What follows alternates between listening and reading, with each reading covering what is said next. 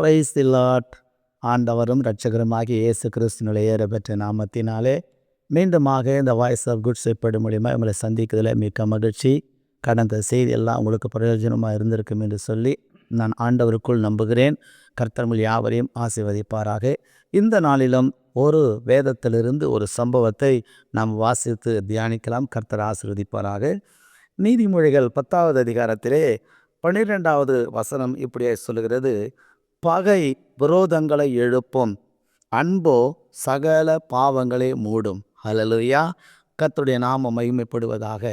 பகை விரோதங்களை எழுப்பும், அன்போ சகல பாவங்களை மூடும் என்று சொல்லப்பட்டிருக்கிறது. பிரியமானவர்களே, இன்னைக்கு எங்கு பார்த்தாலும் மனிதர்கள் பகையாளிகளாக இருந்து கொண்டிருக்கிறதை நம்ம பார்க்கிறோம். சகோதரர்களுக்கு விரோதமான சோத்திரம் நிறைய பகைகள் காணப்படுகிறத நம் தேசத்தில் காணப்படுகிற அந்த பகையினால் மாந்திரிகம் செய்வது, பில்லி சூனியம் செய்வது, அவர்களை அழிப்பதற்கான காரியங்களை செய்வது, இதெல்லாம் மனுக்குலத்தில் நிறைய நடந்து கொண்டிருக்கிறது.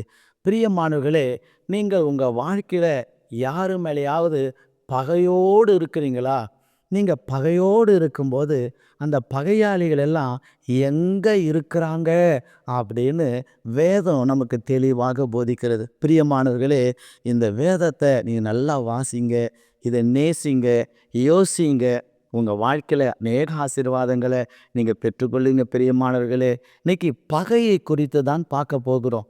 பகையோடு இருக்கிறவர்கள் எங்கே இருக்கிறாங்க என்று சொல்லி நீங்கள் வேதத்தில் 1 யோவான் புஸ்தகத்தில் 2வது அதிகாரத்தில் 9வது வசனத்தை நம்ம வாசிக்கிற போது, ஒளியிலே இருக்கிறேன் என்று ஒருவன் சொல்லியும் தன் சகோதரனை பகைக்கிறவன் இதுவரைக்கும் இருளிலே இருக்கிறான். பிரியமானவர்களே, நான் ஒளியில் நடக்கிறேன், நான் வேதத்தை வாசிக்கிறேன், பெரிய பிரசங்கம் பண்ணுறேன், பெரிய சர்ச்சை நடத்துகிறேன் அப்படின்னு நீங்கள் சொன்னாலும் உன் சகோதரன் மேலே நீ பகையாக இருந்துக்கிட்டு நீ என்னத்தான் வர்ஷிப் பண்ணாலும் இயேசு உன்னை பார்த்து சொல்லுவார், நீ இருளில் இருக்கிறப்பா அப்படின்னு சொல்லுவார்.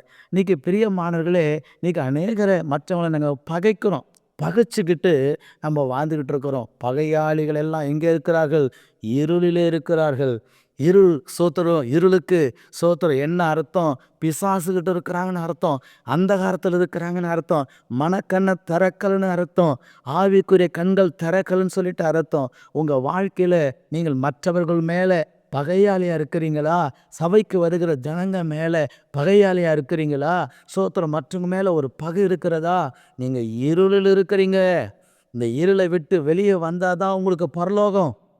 இல்லைனா பகையோடு மாண்டு நரகத்துக்கு போக வேண்டியது தான். இந்த பகையோடு உங்கள் வாழ்க்கையில் ஒரு நாள் என்ன பண்ணாதீங்க, இருக்காதீங்க. அது இருளுக்கு சமமானது என்று சொல்லப்பட்டிருக்கிறது. 3ஆம் அதிகாரத்தில் 1 யோவான் 3ஆம் அதிகாரத்தில் 15வது வசனம் இப்படியே சொல்லுகிறது: தன் சகோதரனை பகைக்கிற எவனும் மனுஷ கொலைபாதகனாக இருக்கிறான். மனுஷ கொலைபாதகன் எவனும் அவனுக்குள் நித்திய ஜீவன் நிலைத்திராது.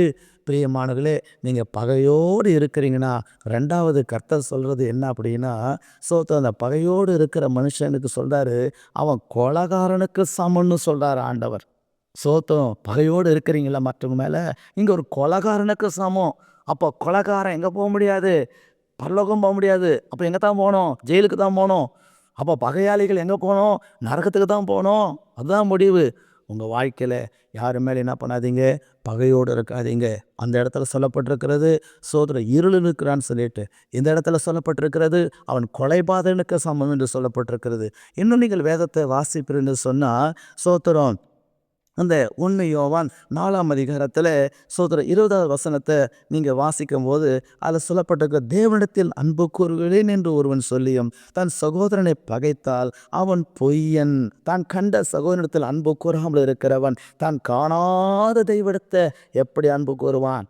பிரியமானவர்களே, சகோதரன் மேலே சகோதரி மேலே பகை வச்சுக்கிட்டு நீங்கள் உருண்டு அண்ணா உருண்டு போனாலும் சரி, அன்னதானம் பண்ணாலும் சரி, நீங்கள் டங்குன்னு என்ன ஒரு பூஜை மற்ற காரியங்கள் செஞ்சாலும் சரி, நீங்கள் பகையாளியாக இருக்கிறீங்கன்னா கடவுள் சொல்கிறாரு, நீ பொய்யா, நீ பொய்யாளர் ஆளையா அப்படின்னு சொல்லிட்டு ஆண்டவர் அவனை பொய்க்கு சமமானவனா கர்த்தர் சொல்கிறாரு. உங்கள் வாழ்க்கையில் பகையோடு இருந்தீங்கன்னா நீங்கள் பொய்யை பேசுகிறவனா இருக்கிறார் என்று சொல்லி கர்த்தர் சொல்கிறாரு.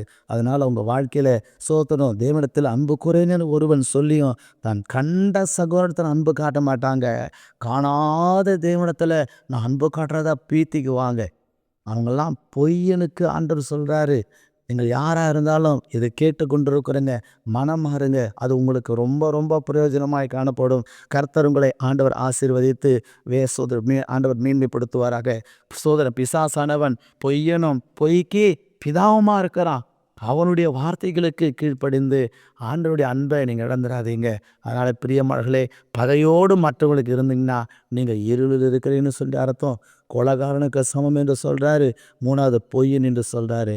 ஆனால் ஆண்டவராக இயேசு கிறிஸ்து தன்னுடைய வேதத்தில் சொல்லும்போது கர்த்தர் சொல்கிறாரு. எபேசியர் 2ஆம் அதிகாரத்தில் 26வது வசனத்தை வாசிக்கும்போது வேதம் சொல்கிறது, அந்த பகையை இயேசு கிறிஸ்து சிலுவையில் ஆணி அடித்து என்ன பண்ணாராம், கொன்னுட்டாராம். அந்த சிலுவையில் ஆணி அடித்து கொன்று அந்த பகையோடு இருக்கிறவர்களை விடுதலையாக்கி தம்முடைய பிள்ளைகளை மாற்ற விரும்புகிறார். உங்கள் வாழ்க்கையில் யார் மேலேயாவது கசப்பு, கோபம், பகை இருக்கும் என்று சொன்னால் இயேசுவிடத்தில் மன்னிப்பு கேளுங்க, மனம் திரும்புங்க. அதுக்கப்புறம் தேவ சமூகத்துக்கு வாங்க, ஜெபிங்க. உங்கள் ஜெபத்துக்கு பதில் கிடைக்கும். அநேக ஜெபத்துக்கு பதில் கிடைக்கல இல்லையா? உங்களுக்கு அநேக ஆசீர்வாதங்கள் உங்களுக்கு வருவது தடையாக இருக்குது இல்லையா? காரணம் என்ன? மற்றவங்க மேலே இருக்கிற பகை. இன்றைக்கி அதை தூக்கி தூர போடுங்க. இயேசு உங்களை ஆசீர்வதிக்க விரும்புகிறார். உங்களுக்காக ஜெபிக்கிறேன். நல்ல பிதாவே, நாங்கள் நன்றியோடு கூட ஸ்தோத்தரிக்கிறேன்.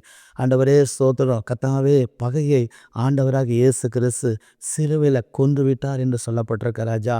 பகையோடு இருக்கிறவங்க இருள் இருக்கிறதாகவும், பகையோடு இருக்கிறவங்க கொலைபாதகனுக்கு சமமாகவும், பகையோடு இருக்கிறவங்களுக்கு ஆண்டவர் அவன் பொய்யனாகவும் சித்தரிக்கப்பட்டிருக்கிறது ராஜா. அப்படிப்பட்ட பகையோடு வாழ்கிற பிள்ளைகள் இன்றைக்கி மனம் திரும்பட்டும் என்று சொல்லி, மனம் மாறட்டும் என்று சொல்லி, ஏசப்பா உங்கள் பாதத்தில் நான் கெஞ்சி ஜெபிக்கிறேன். உங்கள் பிரசன்னம் இப்போவே அவங்க மேலே இறங்கட்டும், விடுதலையாக்கப்படட்டும், ஆசீர்வதிக்கப்பட்டும், சமாதானம் உண்டாகட்டும். கர்த்தர் ஆசீர்வதித்து மேன்மைப்படுத்துவாராக. இயேசுவின் நாமத்தில் பிதாவே. ஆமேன், ஆமேன், ஆமேன். God bless you. கர்த்தர் உங்களை ஆசீர்வதிப்பார். இந்த செய்தி உங்களுக்கு பிரயோஜனமாக இருக்கும். கர்த்தருடைய நாமம் மகிமைப்படுவதாக. ஆமேன்.